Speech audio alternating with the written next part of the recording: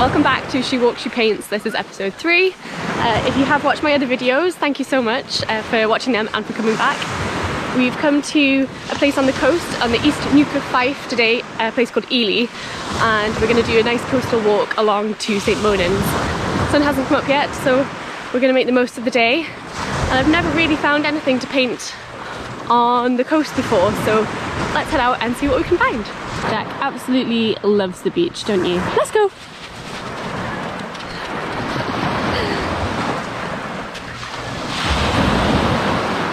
You gonna help me look for stuff to paint? No, not that.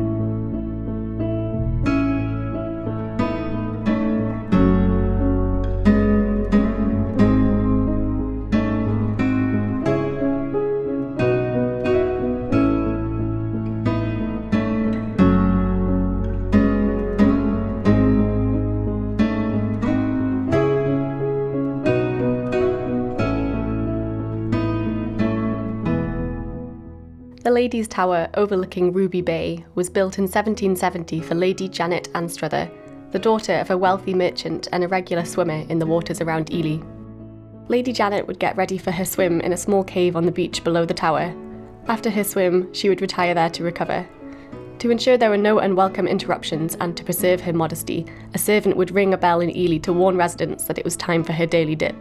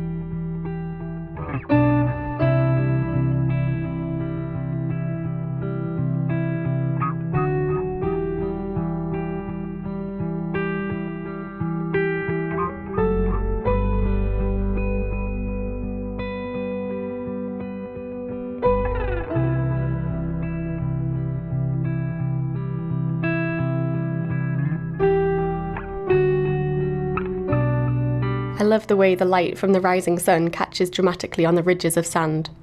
Walking across the beach, you get the sharp tang of the seaweed in the still morning air.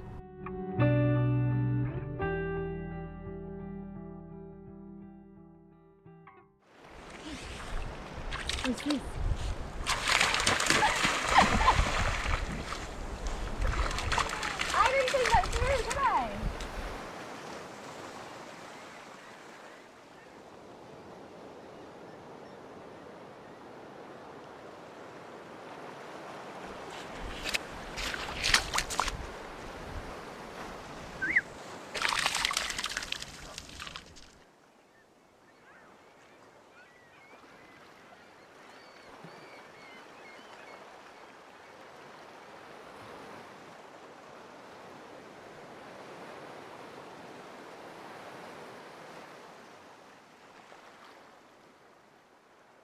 It's fascinating to look at the fronds of seaweed. They have such different shapes and textures to land-based plants, like they come from another world.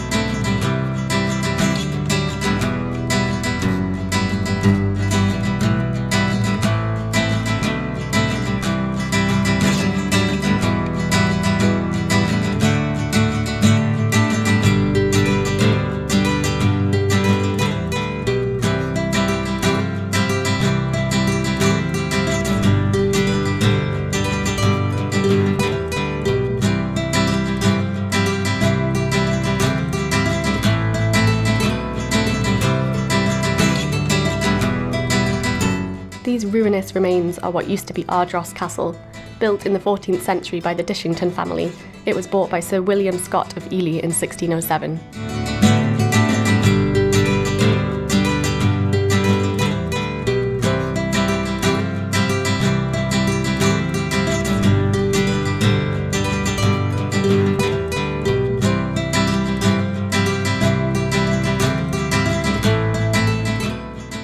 It's really warmed up now the sun's come out properly. I've had to take 2 layers off already, and I've had to crack out the sunglasses as well because it's super bright.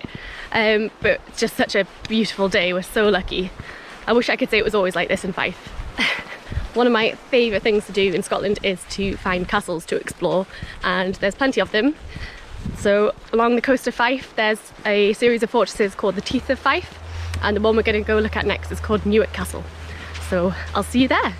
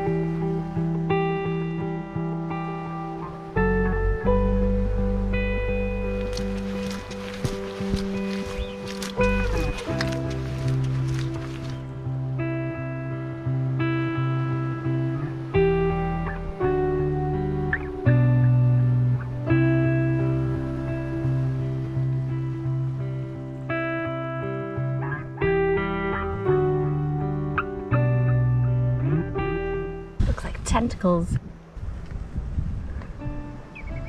Seaweed octopus.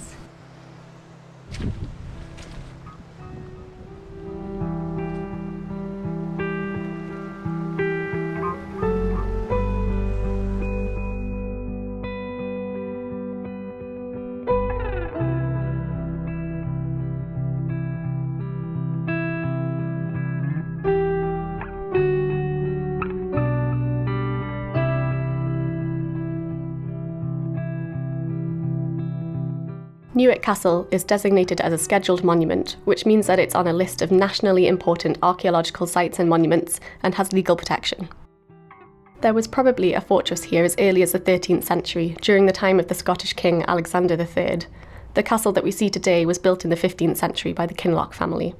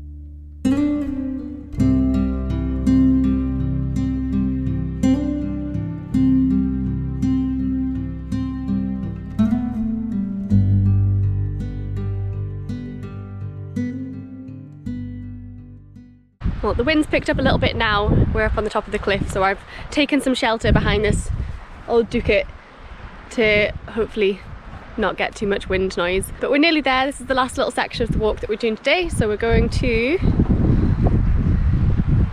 St. Monans, which is the church spire you can see over there.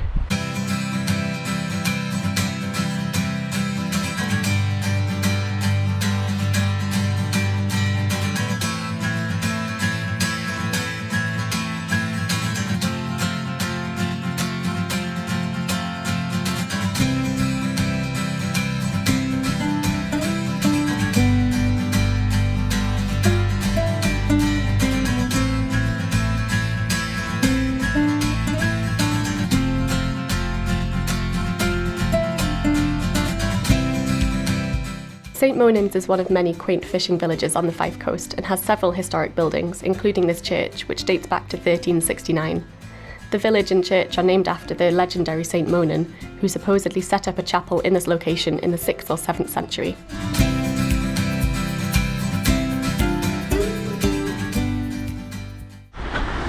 Hey, who's this happy boy? Was that nice, walkies? So there you have it. Elie to St. Monans, finished up here at the kirk at St. Monans. Gonna go grab some coffee and cake, I think, and then that's us finished for the day.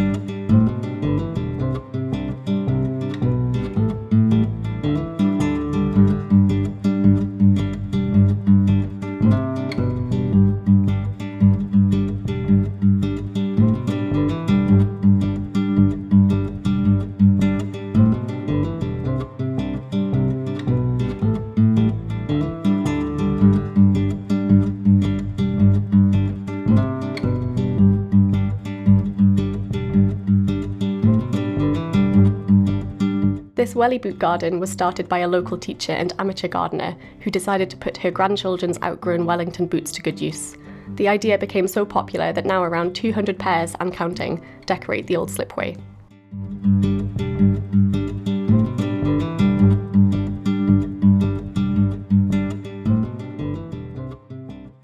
Feeling suitably refreshed after having some coffee and cake, and now it's time to walk all the way back. But you guys don't have to do that, you get a shortcut right to the studio, so I'll see you there.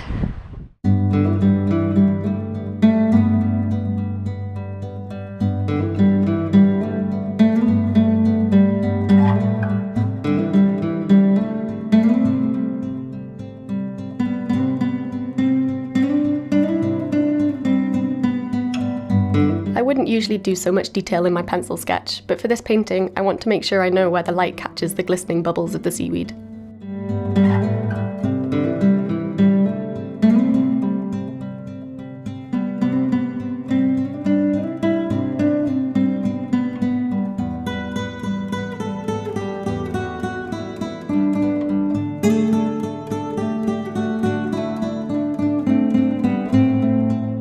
Here you can see I'm using watercolor pens instead of the traditional paints.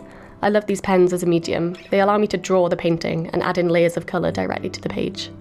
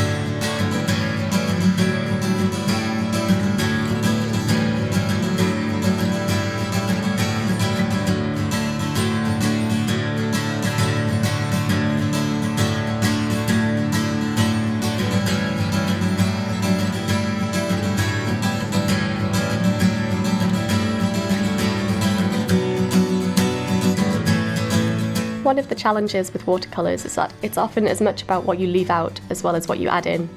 It's easy to build up a darker colour over time, but it's almost impossible to take that colour away once it's on the paper. It was really important to leave points of white unpainted in this piece to truly capture the shine of sunlight on the surface.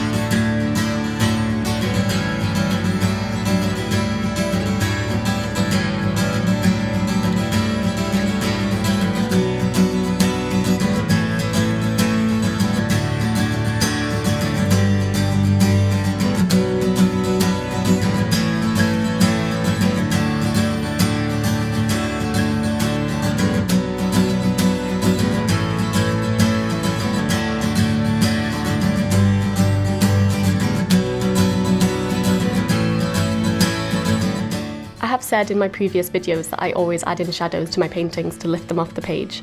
However, I am going against this today, as I feel like adding shadows would detract from the beautiful outline of the seaweed fronds. This is what I love about painting. You can make your own rules and there's no right or wrong way to do things.